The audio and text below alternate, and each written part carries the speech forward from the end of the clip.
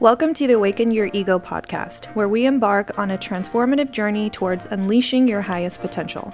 I'm your host, Joanne, and I'm thrilled to guide you through discussions that delve into the realms of physical, mental, and spiritual wellness. Brenna here. Join us as we unravel the mysteries of wellness, offering insights and practical tips to enhance your overall health. From rejuvenating your body to nurturing your mind and spirit, our conversations will cover a holistic approach to well-being. I'm one of your hosts, Ariana. Discover alternative health strategies aimed at optimizing every aspect of your life. If you're ready to embark on this journey of self-discovery and well-being, tune in, open your mind, and let's awaken your ego together. Welcome to a life-changing adventure on the Awaken Your Ego podcast. Hey, Liset. Hi, Dr. Rhoades. How are you? I'm great. How are you? I'm doing well. Great. So what are we talking about today? I think we were going to talk about life-changing events. Well, that sounds great. So I know that you experienced a life-changing event just recently. Very recently. All right, so a few weeks ago, I was in the hospital because I was getting a cardiac catheterization. I have a condition called aortic stenosis, where part of my aortic valve is closing slowly, and I'm going to eventually need to get it replaced. So he wanted to do a cardiac cath to see where I was. So when he was doing the cath, he found out I had two artery blockages. One, my right coronary artery was 99.99%, or at least that's what he wrote down, blocked. Then the other, the left circumflex artery, was the 80% blocked. Whoa. And I'm like, oh my God. Why? I didn't say anything because I was still under, kind of. They have you on some light sedation. He goes, I'm going to put in a couple of stents. So he put two stents in where that right coronary and then one in the other. And then I wake up and I'm in my bed. And I didn't even know I had coronary artery disease. It's kind of sad because I'm like, when I talk about, I've had issues with aortic, with atrial fibrillation and then the valve thing, and I'm like, oh man, at least I don't have coronary artery disease, and now I have it, you know. But then I started thinking, man, you are so blessed that he found that. 99.99% closed. It means it was just ready to be 100% closed, I would have had a heart attack. And they caught it like, I was blessed. To be honest, you know, lately, the couple years before, I was getting real tired all the time, and I got fat from eating too much and drinking these energy drinks that kind of keep me going at work, all bad stuff. And at least I found out why I was doing that. I thought I'm just getting old and out of shape, et cetera, et cetera. But, I mean, not that I'm not getting old and out of shape, but certainly, you know, having this heart condition and this poor circulation. Anyway, since that, I've been walking once or twice a day, generally for 1 mile to 2 miles each time, and I've been trying to eat a little bit better and just feeling really grateful and blessed, and also feeling much more energetic because the stents really helped me out. I guess the life-changing part of that is, man, I just feel like I got a second chance. I need to, God had to slap me in the side of the head for me to realize what's going on, and I better, you know, pick up my game and do better, unless I want to just die, which I don't. I've got too much to live for. Anyway, that was my life-changing event, and it was certainly significant. So did you end up with a goal afterwards, or do you have a goal? Sure. I mean, I've got a lot of goals. I mean, one of them is to, get ready for that valve replacement and get in better shape so that I don't have any problems with that, and hopefully feel even better, because I think that's what's going to happen too, to get my body in much better shape, not just lose weight, but, you know, end up being more flexible and try and get rid of all this back pain and stuff I had. And I guess 3, it made me realize I need to enjoy life more. Mm-hmm. You know, sometimes I love work, and I love coming to work and talking to people, because most of the time I give lots of hugs, and it's just nice to talk to people and hear their stories and share mine, et cetera, et cetera. But you know, I got this big, beautiful family with, I had 6 kids and 11 grandkids, and I need to spend time with them and a beautiful wife. So I really, I don't know. It's not a complete like one day thing. It's going to take me a while to make that change. But I'm really. So what are you doing differently to be present in your now? Because I feel like that's important. I think as people, we're always looking into the future, or we're thinking about the past, or if we're in pain or something is going on. By the way, if you're having issues, go see a doctor. Go see your primary doctor. Don't hold off if you have that inclination, because that is your intuition also telling you, hey, there might be something else going on. So. Yeah, I really didn't have any inclination. I thought it was just that valve thing, but it wasn't, But I don't know, I'm trying to walk, and when I walk, I really don't listen to music or anything. I try to just get my own head and look at the beauty of nature, the trees, the this, the that, or I just think about things, kind of a meditation thing. Or every once in a while I get OCD and I just count steps. So those are all the things I kind of do. But I mean, I've been doing that, and I think I'm trying to be a little more mindful about how I eat, and I don't know, spending time with my loved ones a little bit more. But I got a lot of work for that. I've kind of deviated off the course. Oh, you do have 6 kids, and how many grandchildren? 11. So, yeah. Yeah, so. There's only so much in a day that you can do, but there's always, thank God, there's technology, so you can always send a text or. No, for sure, and I think it's it's just, I don't want to bug them, but I just want to be present in their lives. I think the ones that live in town, I need to do more things with them and stuff. I thought of a few things, but I don't want to actually say them until I actually do them. Okay. Because I don't want to say, well, look what he said, and he's not doing them, so. So actually, what could you or would you do to keep that promise to yourself? Or if you did make a promise? Well, I think I need to be accountable to myself, And I don't know. I mean, I need to do more things. I've been taking it pretty easy other than the walking, because I wanted to wait till I saw my cardiologist again to get the go to really be more aggressive with my workouts and other stuff. I haven't really started reading like I did. I have been reading scripture, so. Oh, that's awesome. I try to do that every day, a little bit anyway, and being more prayerful, because I think that's important to speak to God, because I feel like, in a way, when you stop doing that, you kind of distance yourself. So I know we had talked about that before. Yeah. So I think, those kind of things I'm trying to do a little bit better. Before I actually thought I was just depressed, too. That might have been part of it, which I'm sure it was to a degree, but partly depressed because I was feeling so crummy. So that's been lifted somewhat, That's been good. Well, you had aspects or viewpoints from not feeling well and you taking steps to make yourself feel well, because I know that we're in a health industry. Yes. And then also after, like now that you had a second chance, I think it's really important to put steps in for yourselves, or even a promise, or even a goal. Or are you holding something in your office that's saying, hey, this is my second chance? What are you going to do today to keep implementing you moving forward and connecting? Well, I think I have some of the people there looking out for me, making sure I don't deviate from the course. Yes. I was at a thing where I was drinking 2 energy drinks a day because I just, I didn't have any energy. I was tired. I figured, well, and that does help a little bit in a sense, but not really. It's borrowing tomorrow's energy today, so I was in a big debt. So I haven't had any of those for about 3.5 weeks, and so. That's good. Since the day before my surgery. So that's that's one thing. There's just a lot of things. There's been times I want to, like, I'm kind of tired. And then if they don't start, you're going to be right back where you were. Exactly. And really, I don't really feel that. The first week I didn't feel tired at all, but then the second week's you get kind of in the, it's easy. It's just like any goal. I'm going to work out hard and go for a week or two, and then it's kind of like, I don't need to that much. But yes. So I don't know, those kind of things. I probably had to hook up with Sonia, our health coach, and talk about diet and things like that. So well, I'm you're a very stubborn guy, though. Huh? I say you're at the right spot. Yeah, no, for sure. Yeah. I completely understand you saying that, taking those steps, and that you don't want to say too much before you do them. Sure. And implement them. Yeah.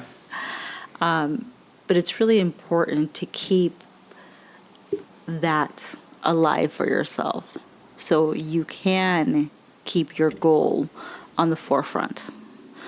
So I also had a life-changing event that happened in July. I actually became a shaman, so that meant I had to be out in the mountains for 5 days, 4 nights, no food, only water, and I was by myself amongst the trees, which meant that I could have been susceptible to mountain lions and bears. Thank goodness I didn't encounter any of them. I'm glad. But being out there really did make me connect to Creator, God, Source, all that is, but also nature, knowing that we are completely connected in every which way form. And it's only on our limitations that we put upon ourselves and we live by them that keep us conformed in this little box. So I was really blessed to have that experience, and I'm really thankful. And I feel that ever since it has changed me. I don't know about night and day, but I feel like it has changed me in every which way form. I don't look at life the same way. I look at it very in such a blessing. Every moment, every breath is just such a beautiful blessing. And who we encounter on a daily basis is who are meant to be in our lives, including you. Well, I've noticed that change. I kind of think of it like if you see the old movie, The Ten Commandments, when Charlton Heston, goes up to Mount Sinai and comes down, his hair is gray, and not that your hair is gray, but It's there. There's this light coming from him that's different. I do feel like you did have, that you've had this life-changing experience that's changed you, just the way you talk and act, and just the spirit that the way you vibrate, I guess. Mm-hmm. Well, like I said, it is different. I've had to view life differently. When I didn't have food to lean on, and I feel like that was something that we do, it's almost like a filler in life. And Sure. even though that we need it, it was something that was taken out for me to focus on my own spirit, on that connection. And I had so many blessings. I had so much, I had conversations with God, Creator. And I always say God, Creator, Source, because I feel like whatever you think as God, it is Creator. And it is the source that we all have, and that we all have that energy to supply us. And that we have this opportunity to use it, and also to use it as manifesting, use it to live by, use it to sustain ourselves, and also use it in whatever which way we want to. We do have free will in this world. So if I want to use it to fill my belly up, then I can do that. But if I want to use it even for negative, and I notice that the negativity that we carry in ourselves and our bodies, it is held in our bodies, it is held in our organs, it is held in our minds, and it's through the experiences that we have in our life.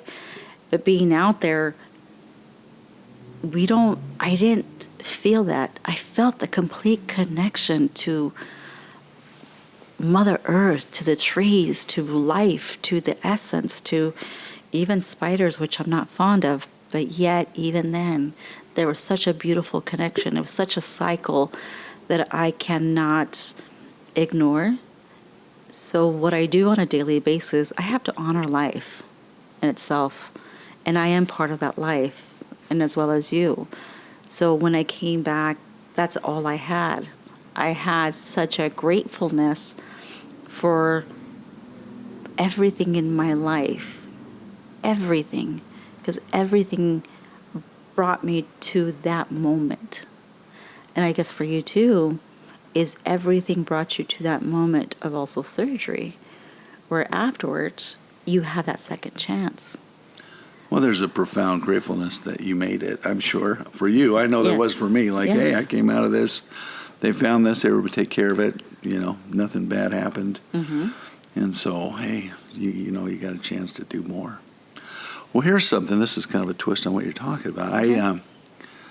I believe that all living things have a spirit. Okay, yeah. Not just animals, but plants and everything. And maybe I the agree. earth itself, the whole earth has this spirit to it, Mm-hmm. And so maybe as you connect, you're connecting on a very spiritual level, where I don't know, there's just things to love about it. And, I think it's kind of crazy to go chewing up trees and breaking things. And I'm not saying don't mow your grass or anything like that, but I mean just, that we should have respect and love for nature and for life and all, Well, I think scientists this year found and recognized that plants actually recognize people. And if that's so, I mean, you see it all over the world. It's like those people who are plant lovers, they talk through the plants, they take care of them, and they nourish it, and the plants start growing. And it's that plant is in a good environment. So we are the same way. So what environment are we putting ourselves into?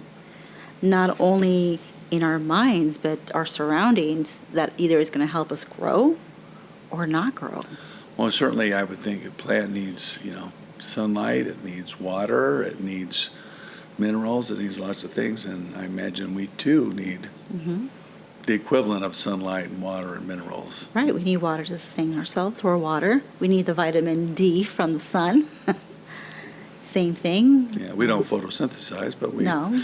But we need a lot of things, and not even just those same things, but we need love. Yes. We need kindness, we need nurturing, and, Yes. and maybe that's something that really needs to exist more in our lives. I think I'm going to call it a satanic plot, but you might have different thoughts. Oh, what? No, about all the division that's happening in the world today. Mm-hmm. All the dividing. I think it's meant to harm us as human beings by people that want to gain power over us, and that we should never have disrespect for really anybody, and certainly there's no room for name calling. I was thinking the political stuff, but it happens everywhere. We objectify people so we don't have to treat them as human beings, but that they are human beings. Yes, I do completely agree. When people do that,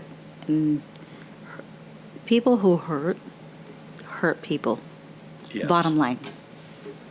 Just bottom line. That it doesn't, and people who are loving, they will love the person. Now, without getting too much into detail, I mean, everybody does have the way they love, their attachment style, and then everybody also has their limiting belief systems. We have our own habits that also are in place, our paradigms that keep making us function on a day-to-day basis. So with that being said, I mean, I think that's much more bigger, and it's so much intricate that we do, as people, need healing in this world, just in general. I agree, 100%. Using the vernacular of today's youth. Yes. So. Well, good. Well, let me share you one other life-altering experience that happened about 8 years ago. Okay. So my grandson Dempsey was in the hospital at UCSF, and Yeah. he was having his second heart surgery. He has a congenital heart defect called tricuspid atresia, and he had surgery, and it went pretty well. It was tough to see him there, lying there, no smile on his face, no happiness, because he was in a lot of pain from his chest cut open, and he had tons of wires and tubes and things coming from his heart, and in an ICU, and he's just kind of lying there. And it was really hard for me to watch him, and hard for me to watch my daughter, Ariana, who is his mother, and to see the pain that she was going through, that she tried very much not to express, but I could feel it because I'm her dad. And it was a moment. But things went well. Then as he's coming home from UCSF, that same day, my oldest son, Patrick, his wife had a stillborn baby, and it was just really, really hard on them. And it was hard to celebrate Dempsey's homecoming with this death, and so everybody gets there. That was really the night before I came home, and then the day he came home, it was, we were all in the hospital, and, these expectant mothers get to go home with babies, and she didn't, and it's very sad. And her and my son didn't want to see the baby. They didn't want to look at it, didn't want to do anything. But her mother, who had flown out from Utah, goes, "I want to see the baby." And then my wife says, "Well, I want to see the baby too." And then everybody's like, we all want to see the baby. So my son Donald had 2, and these beautiful nurses brought the baby girl out. Just a little tiny, beautiful baby, wrapped in kind of swaddling clothes, these little white sheets, and his manner. And then all my kids were around, and we're just there, and everybody took turns holding the baby and kind of crying, but a lot of love there. It was just really a lot of love, and it was just it's a hard experience. It was not a bad experience in the sense of, like, I think it drew us together as a family, but it was a hard experience. And then my daughter-in-law had 2 more babies, both who came early. And then my son and his daughter, my other son and one of my other sons and his wife just had a baby that came 6 weeks early. And I think there was a lot of understanding by my daughter-in-law specifically and my son, oldest son, that they could give to my other son and his wife, like, we know what you've been through because we were there. I mean, the youngest baby of my oldest son was in there for 12 weeks because he came at 28 weeks. It's kind of scary. Anyway, what's the point of getting all this? I don't know. I mean, it was a life-changing experience too. It was like a profound sadness, but gratitude for the good things in life and maybe the journeys, and at least grateful that we had our family all around us to help with that, at least help me with that, to feel everybody's love and see that everybody kind of pitched in as a family. That was beautiful. I mean, it was hard, but it was beautiful. So, I don't know why I'm bringing this one up. I thought it was life exchanging, but it was just, It is very impactful, and knowing both Ariana and Dempsey, things impact us that was very big things impact us, and it changes the course of our lives. Absolutely. And even as the big things, the small things impact us as well too. And with seeing Ariana with Dempsey, she really does take time to appreciate them and love them on a day-to-day basis. Like, she's always trying to balance life with motherhood, with being a wife and so forth, and in business too. And she's a great example. She truly is a great example. And her strength is an example of the family dynamic as well too. And when things change our lives, we lean on ourselves, and then we also look at people to lean on. And it's really important to have those people around you that will help you through it. And sometimes saying nothing and being present is enough than staying away and thinking that there's nothing to do. Or some people stay away because it's too painful for them. I knew a friend whose mother was dying, and his sister didn't want to come see the mom. It was just too painful for her. And I kind of get it, but it's kind of like, sometimes it's not about us. It's about the person. And so we have to, offer whatever love and help we can give, and just support when they're going through like this horrendous time. Sometimes we think about us only, and we got to cut out all these toxic people, which I think we do for the most part. I'm not trying to say let's let all these stuff, but certain things happen in life where we just gotta swallow it and just be loving and caring for a minute, and I think it's supportive. important to also have intentions, but also to have those positive intentions that lead into positive actions. Because if you only have intent and not the action behind it, then that's lost. I heard someone say that, think of it as if someone's driving and they get into a car crash. Their intention was not to get in the car crash, but the car crash happened. And they're saying, and that's the action part. And the person says, well, it was never my intent. It was never my intent. But yet, they're in the accident, so they have to also be accountable for that action. Well, especially if like they were drunk or impaired. Well, Somehow, like, I didn't mean to hurt anybody. Correct. But you didn't try not to by, making sure you weren't driving impaired or. But I think that's why it's important to have not only positive intent, but that positive action behind it. So it make the other person feel loved, welcome, and we're talking about, big impacts that happen in our lives. So when we have those big impacts, that's what causes us to change. Well, they do say the road to hell is paved with good intentions. Oh, gosh. Meaning basically yes. that a lot of time we're going to go do something, but we don't do it, So you think about it. I'm going to go feed my kid, but I'm too tired. Your kid goes hungry, and maybe for days or something. That would just be horrific. Right. But you might have the intention to do it, but you got to carry some things out. Correct. And I think that's what happens not what happens, but when you have those big impacts in your life, you start aligning your intent with action. And I think that's very, very important. That's what changes. Just like me being on the mountain. Now I can no longer be who I was before. I have to be a little bit more mindful of myself and how I impact other people. Sure. And sometimes we get a little blinded because we don't know our own habits. It's also important to have people around you that have said, hey, this what you did is also harming you, but it harmed me. And if you're open to it, then you will say, I'm sorry I harmed you. That's taking responsibility for your actions, and then you can change the course of your actions, which now will match your intent.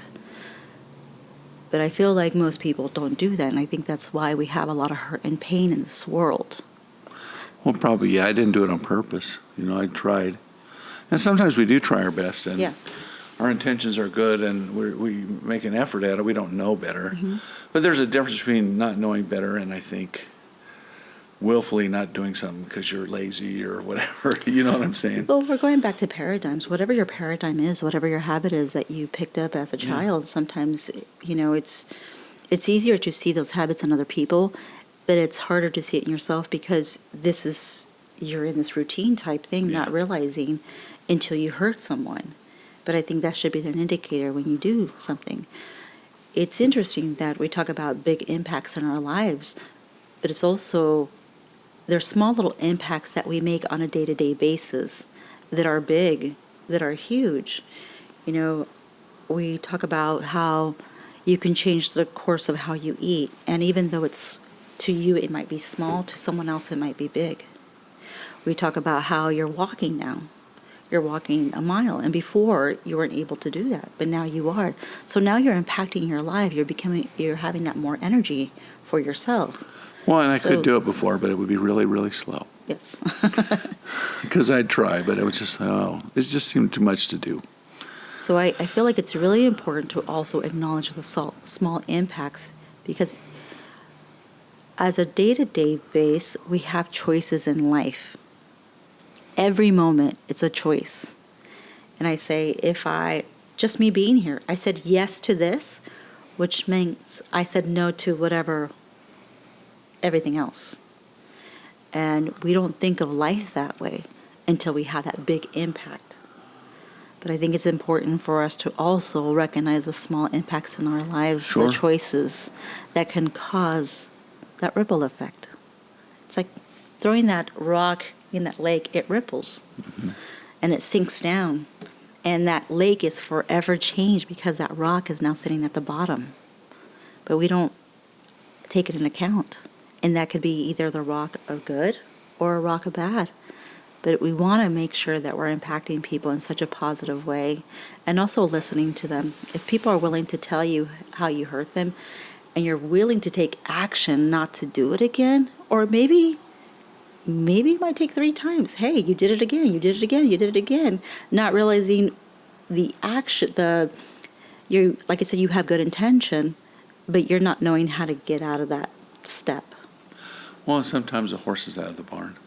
And what I mean by that is you've already done it. Yes. And you can't take it back. No. There are certain words we say we can't ever take back. Correct. We can ask we're sorry for, but a certain mean comment at a certain time can be taken in a fashion that you've fractured a relationship forever. Right.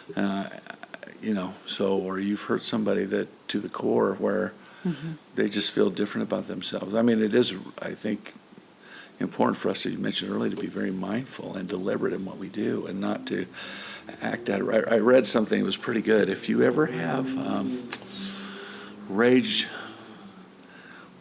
don't write anything out and send it. Wait until you're in a really good spot before you write things out. So you can be deliberate and mindful of what you're doing. You're not, writing something. This is an old saying when people used to write letters, but I think the same could be said for emails, etc. Right. Or text messages. Just say, before you fracture a relationship or sever one, let's be sure you want to do it and that it's the right thing to do and you've thought it all out. You're coming from a point not of anger, but out of thoughtfulness. Yes. You may want to say that, but you just got to be sure you do. Correct. There's an old saying, there's a fine line between love and hate. Yeah. But there's also there's a line between boundaries, and it's good to put healthy boundaries up there, but not in such a way where a healthy boundary should not hurt anybody. A healthy boundary is saying, I'm honoring myself, I'm respecting myself, and this is my boundary for myself. Well, because if I'm hurting you, it doesn't help me. No.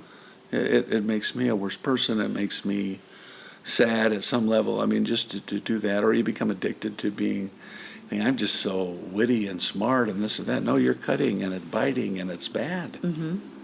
Yeah, I think that's pretty key.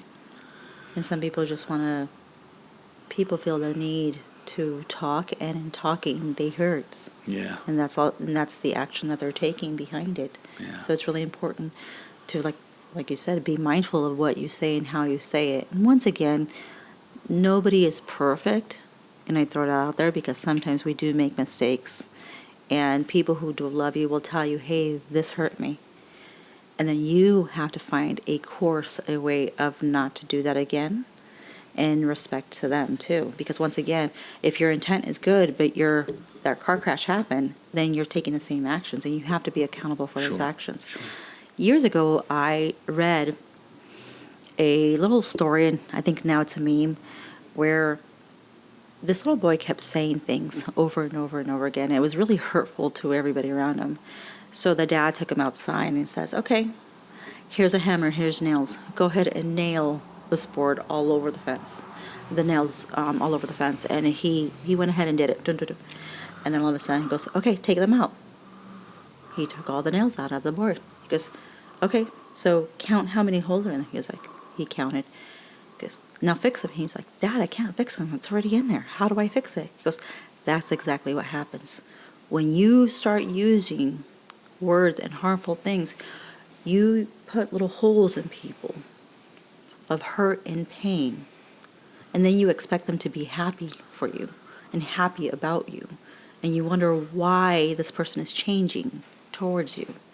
But in fact, you keep doing the same thing over and over and over again, which is really harmful.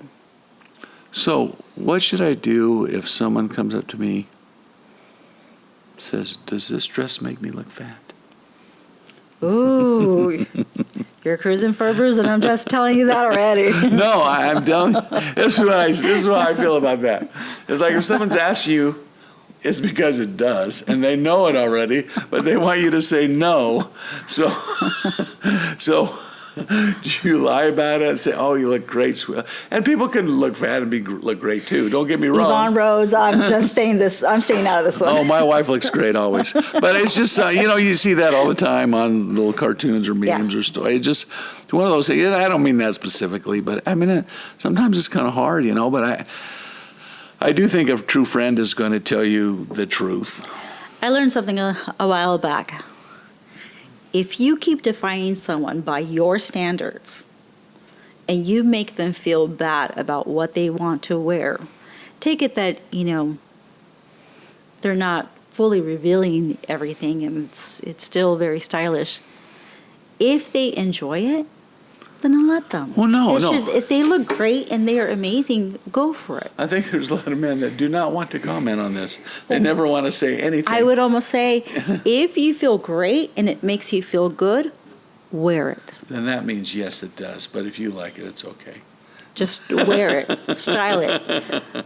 No, I think that's it. But here's the problem, is that person is seeking outside validation because they're not sure it makes them look great. They don't feel comfortable in it so much. But if somebody else says it's okay, that gives them the benefit to do it. When you should be able to just put your clothes on and say, I like how this looks. Mm-hmm.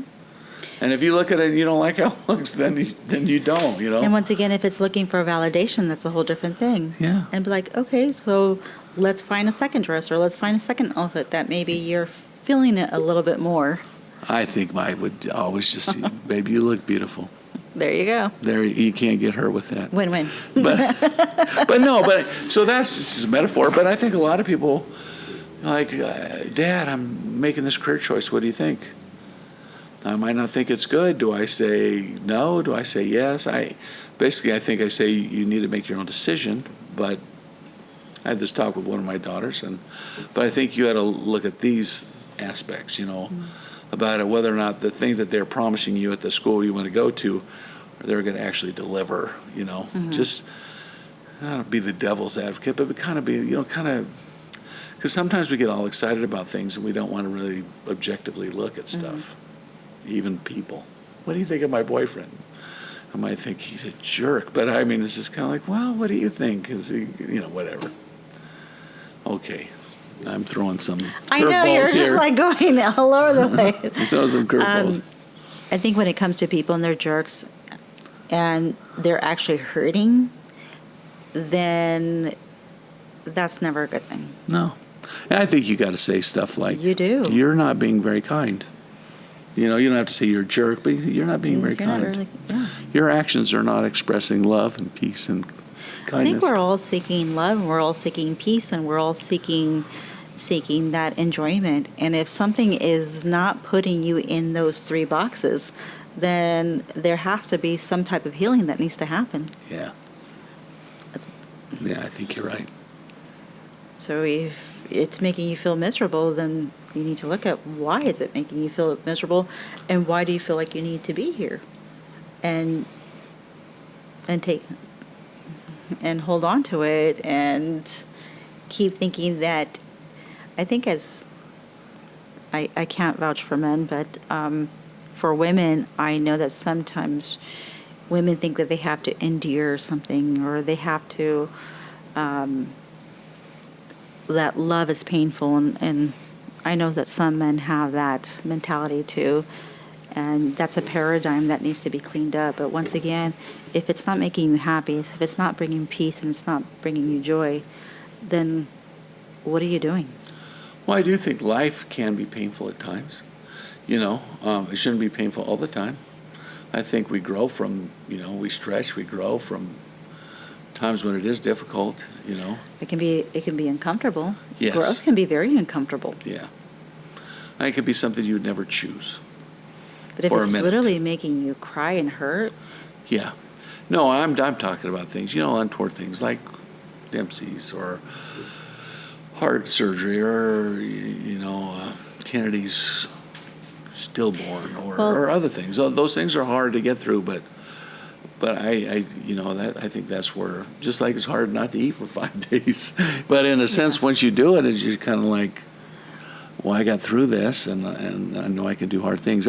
Here's this saying I heard, and I think it applies to me a lot, is one of the most dangerous addictions is the addiction to comfort.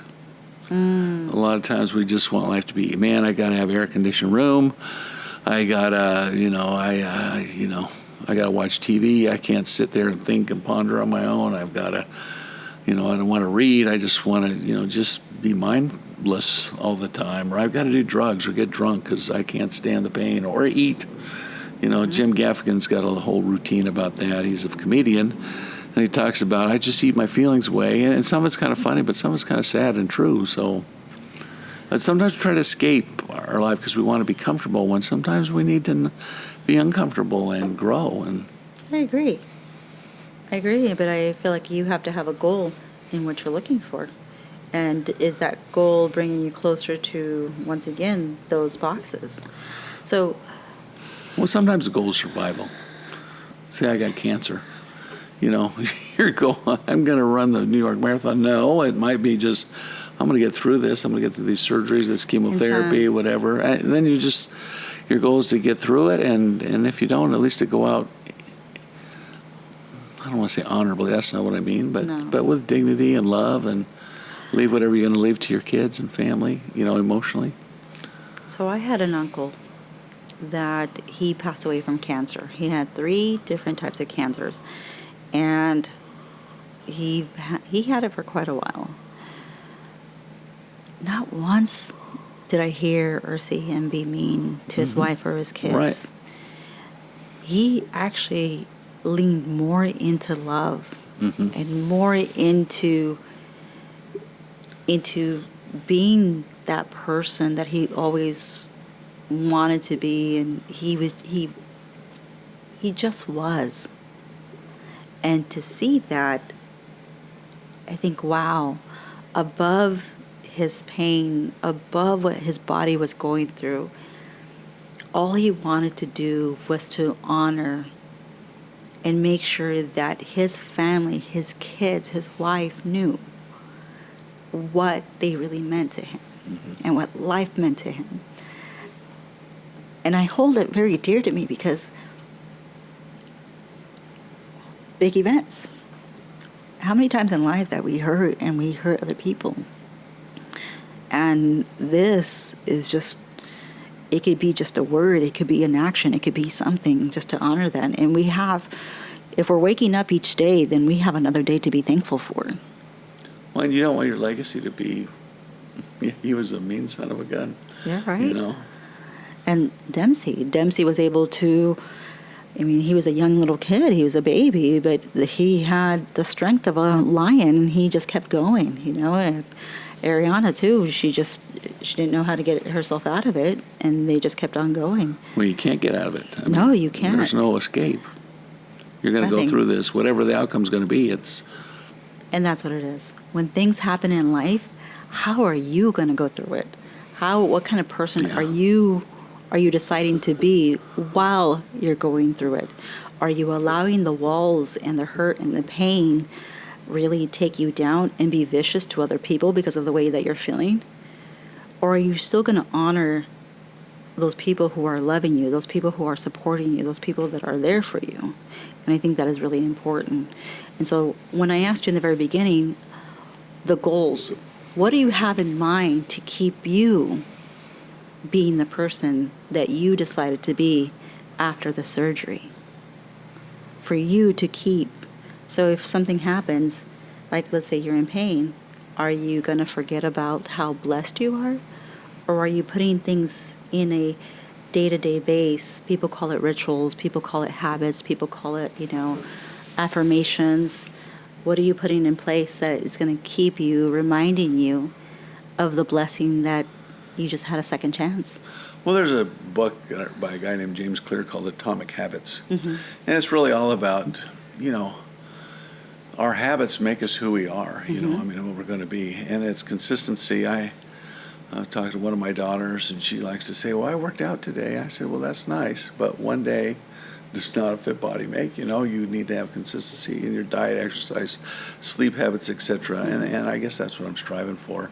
I have my personal goals, what I'd like to do, and how I see my life, how I want it to be. And so, but I do realize for me to attain that, then I have to do certain things. Correct. That are uncomfortable.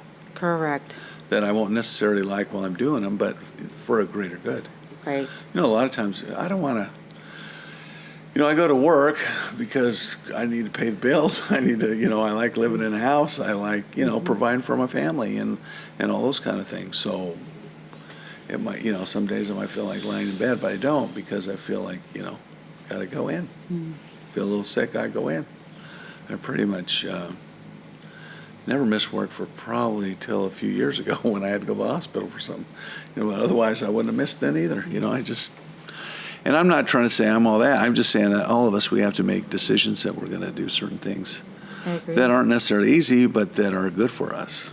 I always think of schooling, or I can't remember who I had this conversation. I think it was one of your daughters. I think it was Brenna. That when you're starting something new, you have to go through that training. And in that training, you're going to be conditioned to like they do soccer. You're going to have to be conditioning to run, to have that the endurance for that next game or so forth. And what we do is that we're conditioned to stay in that comfort that we are in before, so it's not making us change, which causes us to feel stuck, which causes us to hurt, which causes us pain. And then we just keep doing this redundant habit on a day-to-day basis because we're not wanting to change. It's too comfortable. But yet, we need a little bit of uncomfortableness to step into a different way so we can learn something different. So then we can have and learn the endurance of something different, and then we can keep growing, either emotionally, mentally, physically. We do that. Well, I know physically you push yourself harder at doing certain things, and then that task becomes easier. Not that the nature of the task is easier, but your ability to do it is better. Correct. And I think the same thing goes mentally, learning. Mm-hmm. The same thing, just anything, or even probably emotionally. Mm-hmm. Saying I love you, to somebody, and like the first time it might be really hard, but you get better at it, and you're able to convey your feelings, and whether it be that or just anything. It's just a lot of things are skills that we need to learn. So I guess we're saying is you don't have to go to the mountains or have a health issue for you to change. You can start doing things on a day-to-day basis that will help you. Well, no, and I grow. think stuff happens. Yeah, I agree. Where you might be called upon to pass through something very difficult. Yeah. That you've never been able to do before. But if you've done things like go to the mountains or endured other things, then it will be easier for you than if life was just easy your whole life, It might be scary in the beginning. It might be a little, you might have anxiety over it, sorry. I always tell people, don't get ahead of yourself. When you cross that bridge, then you will deal with it. And most people tend to worry a lot over something that hasn't even happened. Now, I'm not saying that you shouldn't have worried, because I think you already had it in your head that something else was going on. But you already were under the care of a physician, and you were taking these steps to do so. And when I say the intuition, too, it's important to follow your intuition. If you have an inkling about something, go check it out. It's better to be safe than sorry. Well, and not just physical things, but your relationship with your spouse or your kids or anything, or you feel like one of your kids is having or make some bad decisions. It's nice to talk to them and show them you love them, and voice of reason maybe, or whatever. Just never know what we need. Or a friend. Yes. You're driving off a cliff here, buddy. Stop. And if the person doesn't want to talk, that's a whole different ball game. Well, I don't know, you've probably seen these memes where it's like they show a little kid going to somebody that's hurting, or maybe a dog, and they just go and they just sit with them. Mm-hmm. They're not trying to counsel them or talk to them, and just kind of sit, and just what they say, hold space. Just like, hey, I'm just here for you. You tell me what you need, but or whatever, but I love you and I'm here for you, and that makes a big difference. To be there with someone. Yeah. No, I think we all need people to hold space for us. Mm-hmm. At times. Yes, I agree. And sometimes we get too proud, like, I don't need anybody, but we do. I think I get that way sometimes, like, I'm fine, I'm just fine. I'm going to sit and mope. And then there I come. I'm like walking into your office. No, but yeah. So, I don't know. But I do feel like these hard things that come in our lives help us to have empathy. If you never had any discomfort or pain, whether it be physical or emotional or whatever, it's hard to really have empathy for somebody else, because you don't even know what that feels like. Not that you have to have the same amount, but you know what pain feels like, and you can, in your mind, say, well, this is exponentially worse than what I've had. This person's struggling. I need to love them. Well, it's about learning to have empathy for yourself and for your needs. Oh, sure. And if you're able to do that, because the number one person, and even though it's going to sound selfish, is you. So if you can pour into your cup first and let that overflow, then you're able to pour to someone and allow, and also be compassionate, be loving, be all these things. Mm-hmm. But if you feel like you're pouring from an empty cup, then it's not going to be authentic. You're just going to keep on. You're thinking that you need to pour into someone for them to give it back to you. And that's not the way it should be. But we're so conditioned by people, by life, that you need to give. And yet you feel empty. And I think that is where a lot of the big healing happens. Well, I think that's a huge problem among women, and especially mothers. Mm-hmm. They get in a very nihilistic attitude. They stop dressing up, they start taking care of themselves. I'm just worried about my kids right now, because it's kind of too much to grasp to take care of yourself. But I think it ends up being harmful after a while and depressing and all that kind of stuff. Well, I think it happens in life in general. Yeah. I mean, just even work. If you've poured too much into work and you're expecting that to come through, but you're forgetting about emotional needs for your kids or for your spouse or for anything connecting, then that's not going to pour back into you. It's going to pour into a negative way. So it's about learning what are you pouring into? And is it coming from a need? Is it coming from a want? Or is it because you're wanting to pour into this first and to have this in return? Well, I think the reality is you can't have it all. People feel like you can have it all, but every time you do something, you're sacrificing time doing something else. I agree. So the mom that puts everything into work or the dad that puts everything into work, there's time he's not spending with his kids. I mean, I'm not just trying to say this for mom. I think mothers have a more tendency to do that because they feel like I've got to achieve in every level of my life, or I'll give up myself for everybody else. But that's not necessarily a good thing. But I'm going to be a little devil's advocate in this place. I feel like there is balance, that you can have balance in life. Yeah. I'm not saying you can't have balance. You will have to sacrifice in one way. I mean, if you're working 12-hour days, then you're obviously sacrificing your family. Yeah. If you're wanting to put yourself into like all about you, and I mean the selfish way, where it's like you're not pouring into somebody, you're just wanting to pour into yourself in such a way where you're no longer, it's about you. You not only are you wanting to pour into yourself, but you want someone else to pour into you, and you're not willing to also extend that. And I think that is not good either, too. Become a black hole. Yes. It's all about me, and you can't do that. So there has to be a wonderful balance in it. So once again, if you find what balances you, and I know life in general is hard. Maybe you're going to have to pour into your kids first, or you're going to have to pour into your job because that's what's feeding you. You're bringing food home to your children. Well, it's different times of life. I know. Yes. So go to medical school, you have to pour a lot of time into that because you got to go to school 8-9 hours a day, and then you got to study 4 or 5 every night. So it's pretty hard. And then your residency, you're just there sometimes 36 hours in a row, and stuff like that. You don't get to sleep, and I don't know. I think it's different now, but medical education was very cruel. They demand a lot from you, and they don't care how hard it was. Just kind of create this attitude like you can do hard things and you can push through things, and you have to in order to learn, and you're very privileged to be able to do this, which I think all that's true, but on the other hand, it can kind of distract from families and stuff. So, and if you're a young mom, you got a little baby, and they just want somebody there every minute of every day, So if you're a young single mom and you got this baby that just demands every minute of your time, or could be very sick, I mean, what are you going to do?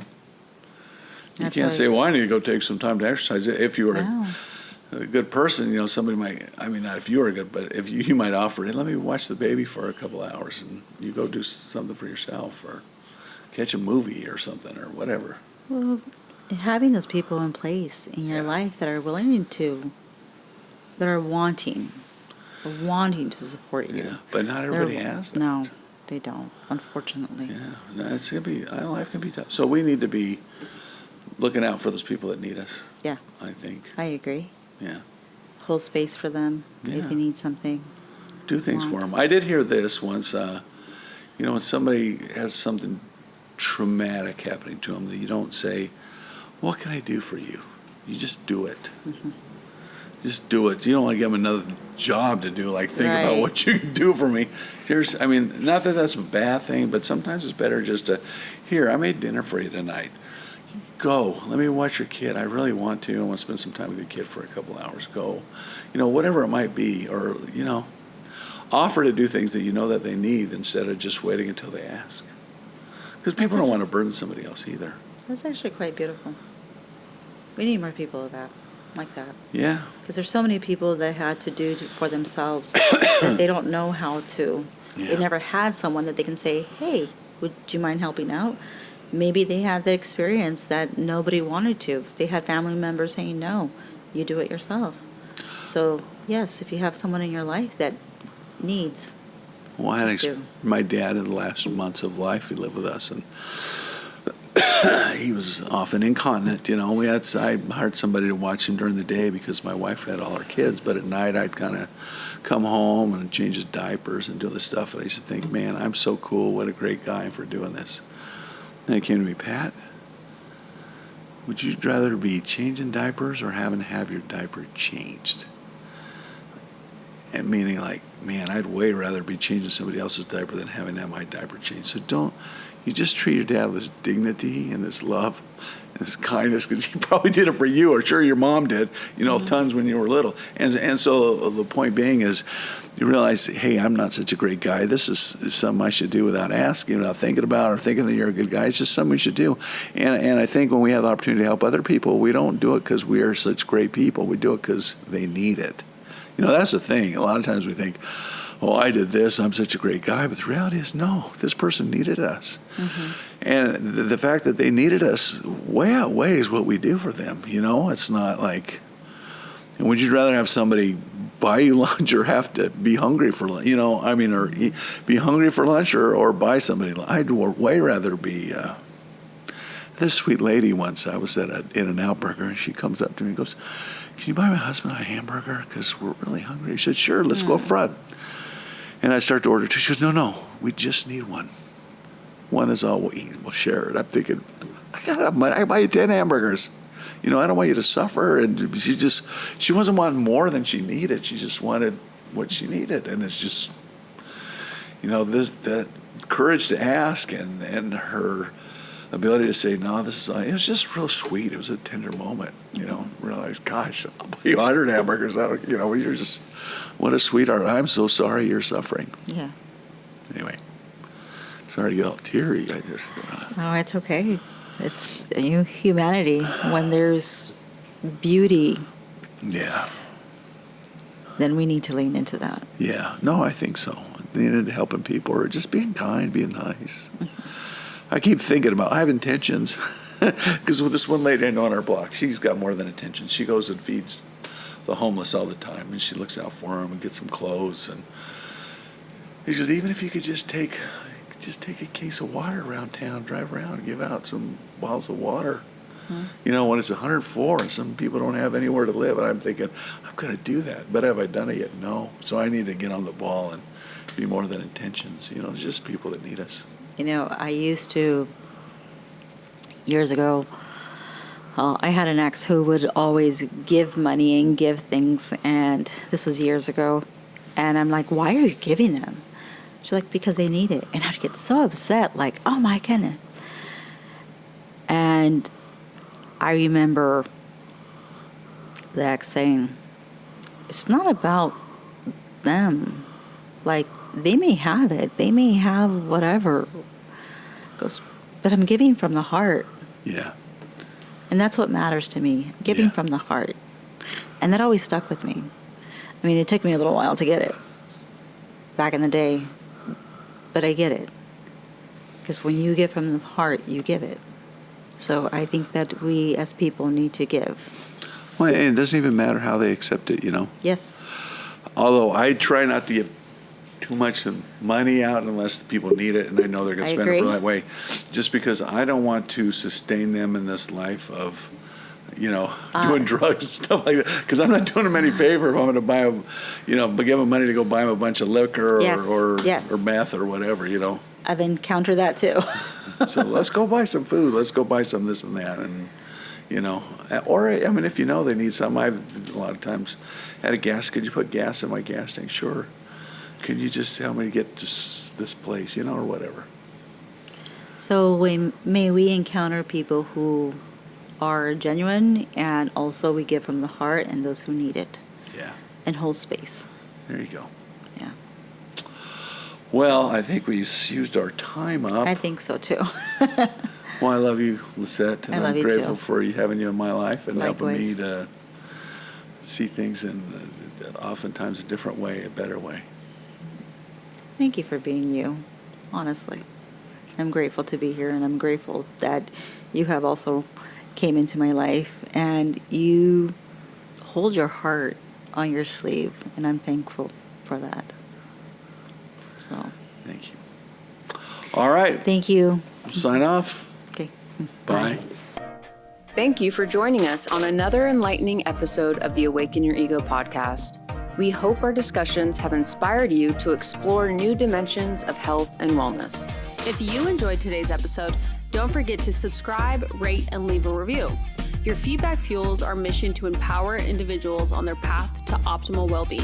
Stay tuned for more insightful conversations, and until next time, may you continue to awaken your ego and embrace the extraordinary potential within. Take care, be well, and remember, your journey matters.